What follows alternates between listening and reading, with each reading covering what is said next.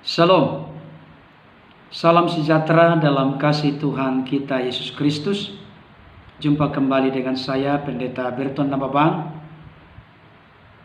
Saya menyapa Bapak Ibu Saudara dimanapun berada. Apa kabarnya? Saya berdoa masing-masing kita dalam keadaan sehat, tetap semangat, bersuka cita, dan jangan lupa bersyukur kepada Tuhan, sebab Ia baik, bahwasanya untuk selama-lamanya kasih setianya. Baik Bapak Ibu Saudara, kali ini saya kembali akan membawakan firman Tuhan. Saya beri judul, apakah Anda sedang mengalami kesusahan? Firman Tuhan saya bacakan untuk kita dari 1 Tesalonika pasal 3 ayat 3. Dikatakan demikian, supaya jangan ada orang yang goyang imannya karena kesusahan-kesusahan ini. Kamu sendiri tahu bahwa kita ditentukan untuk itu.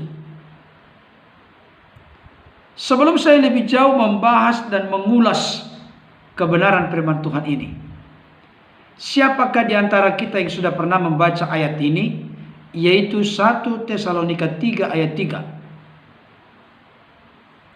Dan kalaupun Bapak Ibu Saudara sudah pernah membacanya, benarkah secara sungguh-sungguh dengan teliti, cermat memperhatikan kata demi kata? Saya ulangi, bacakan sekali lagi untuk kita. Supaya jangan ada orang yang goyang imannya karena kesusahan-kesusahan ini. Kamu sendiri tahu bahwa kita ditentukan untuk itu. Bapak Ibu Saudara yang dikasihi Tuhan, ketika saudara dan saya sedang mengalami kesusahan, maka jangan menjadi bingung, jangan khawatir. Kenapa? Dengan adanya kesusahan, penderitaan, pergumulan, kesulitan, dan masalah yang menimpa masing-masing kita, itu membuktikan bahwa kita masih hidup. Hanya orang mati yang tidak lagi mengalami kesukaran yang ada di tengah-tengah dunia ini. Sekali lagi saya tegaskan hal ini. Hanya orang mati yang tidak lagi mengalami kesukaran di dunia ini. Oleh karena itu, di mana ada kehidupan, di situ ada air mata, ada kesusahan, dan ada penderitaan. Kesusahan adalah bagian dari hidup manusia, dan hal itu tidak terpisahkan. Kita harus menerimanya dengan lapang dada, bukan dengan penuh persungut-sungutan. Saudaraku, ini penting untuk secara real dan nyata kita mengerti dan pahami dalam menjalani kehidupan. Memang tidak bisa dipungkiri, ada beberapa orang yang menyampaikan hal-hal yang keliru berkaitan dengan kesusahan, pergumulan, kesulitan, masalah dalam kehidupan. Apa itu? Hidup ini indah.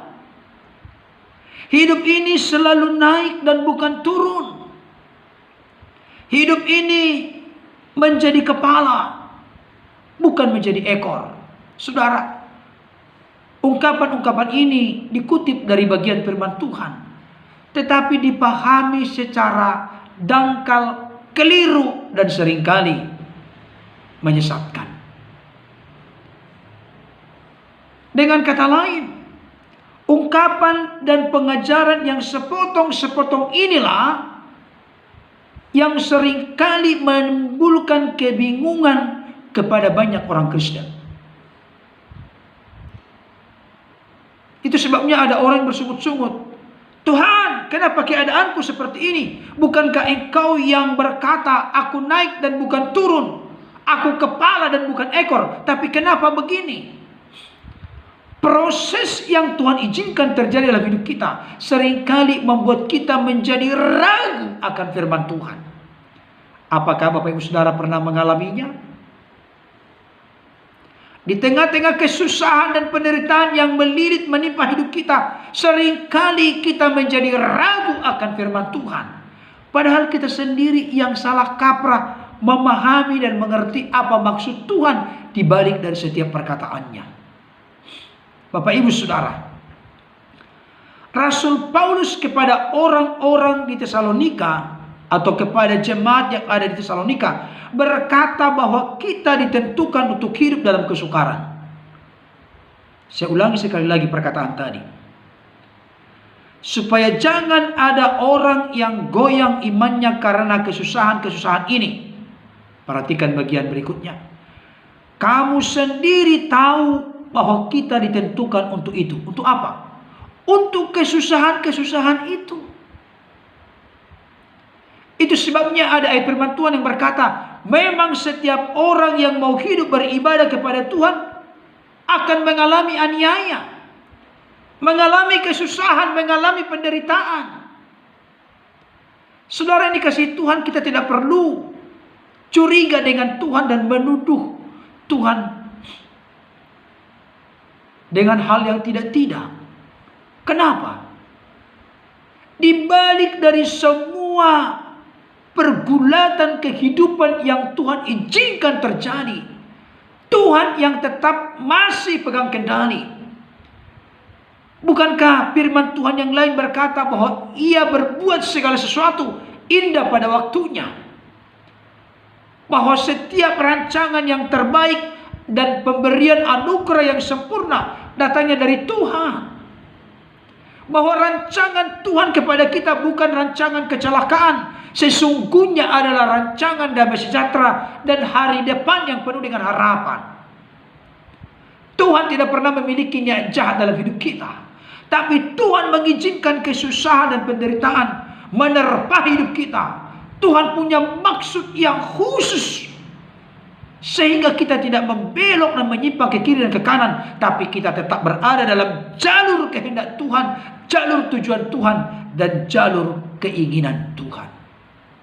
Bapak Ibu Saudaraku yang dikasihi oleh Tuhan, memang kita perlu mengerti dan memahami bahwa kesukaran dan penderitaan yang menimpa kita bisa terjadi karena beberapa faktor atau beberapa penyebab. Yang pertama, karena kesalahan atau kecerobohan kita sendiri.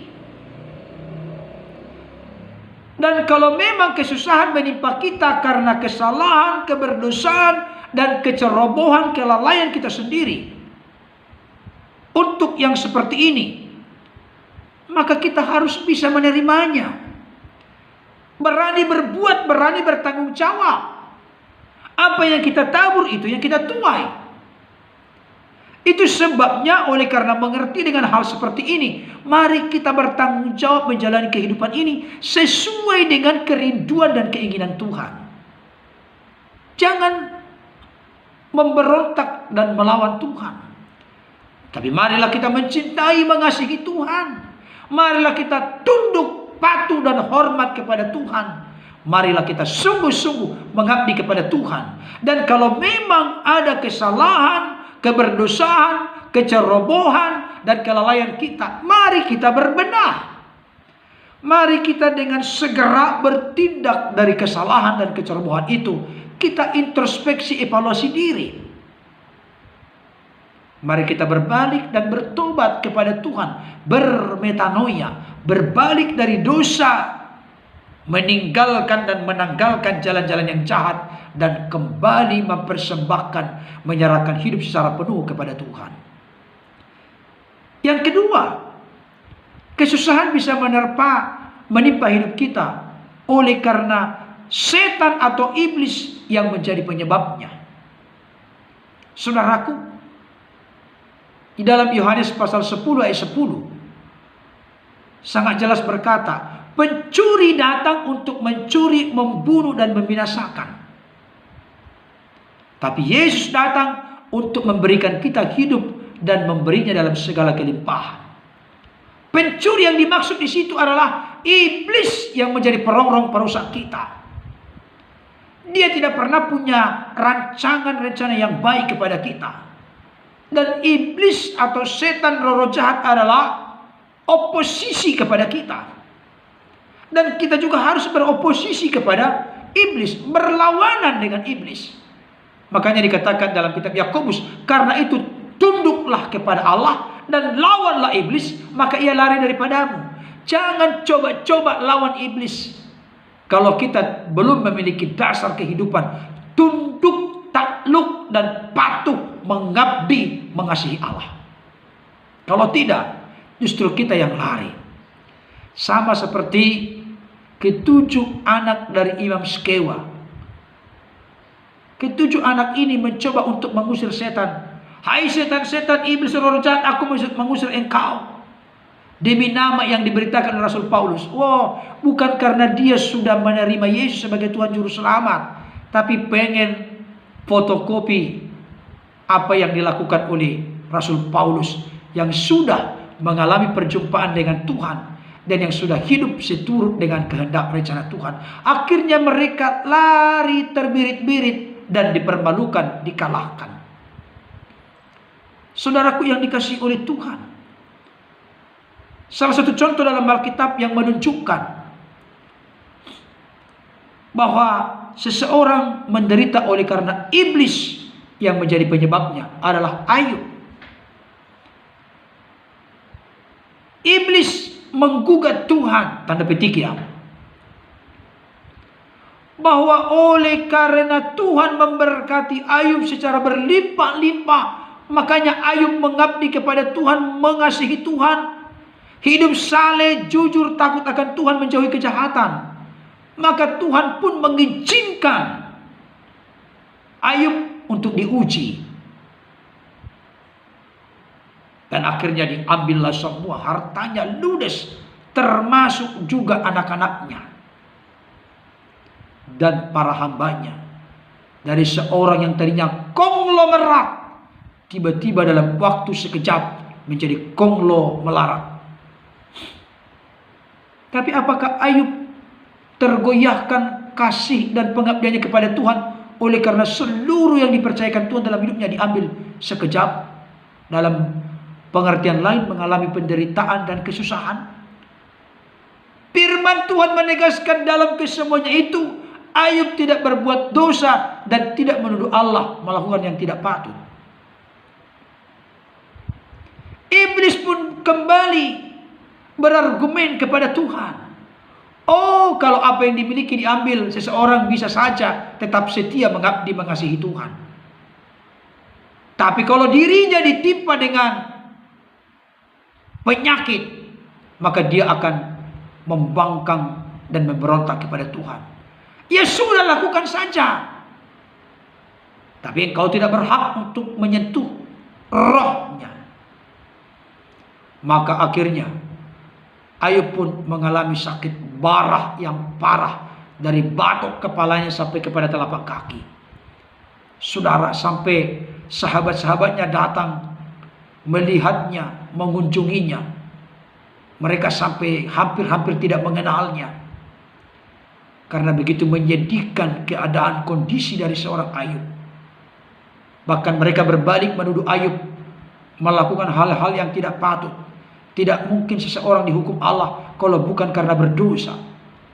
Saudara, teologi ini berkembang di akhir zaman ini. Habis karena dosamu sih kamu ditimpa oleh ini. Saudara, jangan terlalu gampang seperti semudah membalik tangan menghakimi seseorang. Ternyata semuanya itu tuduhan yang dilontarkan oleh para sahabatnya justru salah dalam penilaian Tuhan. Saudara, kita bisa mengalami kesusahan dan penderitaan dalam hidup oleh karena perbuatan dan karya dari iblis. Tetapi Bapak Ibu Saudara, jangan menjadi kecut dan tawar hati ketika kita tunduk kepada Tuhan. patuh kepada Tuhan. Kita lawan iblis yang berjalan keliling mengaum-ngaum seperti singa katanya, mencari orang yang dapat ditelannya. Kita dapat taklukkan dan kalahkan. Karena apa, saudaraku? Karena roh yang ada di dalam kita lebih besar daripada roh yang ada dalam dunia. Dan Yesus sudah mengalahkan iblis di kayu salib ketika kita terhisapkan menyatu dengan Yesus dan menerimanya menjadi Tuhan Juru Selamat dalam hidup kita. Kita adalah pemenang-pemenang, karena tidak ada satu kuasa di dunia ini pun yang sanggup memisahkan kita dari kasih Kristus. Amin, saudaraku. Yang ketiga, kita bisa mengalami kesusahan dan penderitaan oleh karena orang-orang jahat yang ada di sekitar kita. Oleh karena perbuatan dan ulah dari orang-orang jahat, orang-orang tidak bertanggung jawab. Bapak Ibu Saudara. Tetapi semuanya itu bisa dipakai oleh Tuhan untuk mendatangkan kebaikan bagi kita yang mencintai dan mengasihi Tuhan dan yang telah dipanggil sesuai dengan kehendak dan rencananya. Amin, saudaraku. Ini clear, ini penting untuk kita mengerti dan pahami. Perlakuan-perlakuan ketidakadilan dari orang lain, perbuatan-perbuatan yang jahat dari orang lain bisa membuat kita menjadi susah dan menderita. Tetapi jangan lupa, tidak ada yang luput dari kontrol dan kendali Tuhan. Segala sesuatu yang terjadi dalam hidup kita sebagai bentuk dari penggemblengan, hajaran dan didikan Tuhan supaya kita mendapatkan bagian dalam kekudusan. Hidup kita makin dipulihkan, diubahkan, disempurnakan dan dimurnikan sehingga menjadi serupa seperti Kristus. Amin, saudaraku. Dan yang terakhir, kenapa seseorang bisa susah dan menderita dalam hidup? Oleh karena itu adalah kasih karunia Tuhan. Firman Tuhan berkata dalam 1 Petrus 2 ayat 20. Sangat jelas. Bunyinya demikian. Sebab dapatkah disebut pujian jika kamu menderita pukulan karena kamu berbuat dosa? Tetapi jika kamu berbuat baik dan karena itu kamu harus menderita, maka itu adalah kasih karunia pada Allah. Tinggal sekarang kita perlu merenungkan secara serius dan mendalam. Mengapa kita mengalami kesusahan? Mari kita dengan rendah hati, dengan transparan terbuka di hadapan Tuhan. Oleh karena apakah kita menderita kesusahan atau mengalami kesusahan dalam hidup? Percayalah Bapak Ibu Saudara, jikalau kita menderita atau mengalami kesusahan dalam hidup oleh karena Tuhan yang mengizinkannya, percayailah dengan teguh, dengan kokoh, tanpa ada keraguan di dalamnya, itu adalah karunia di mata Tuhan. Kasih karunia di mata Tuhan. Oleh karena itu Bapak Ibu Saudara, mari kita jalani saja hidup ini. Itu akan membuat kita semakin tegar, kokoh, kuat, tangguh, dan tak tergoyahkan. Bahkan kita pun akhirnya akan keluar sebagai pemenang. Kiranya kebenaran firman Tuhan yang saya sampaikan ini dapat menjadi berkat bagi kita. Tuhan Yesus memberkati. Amin.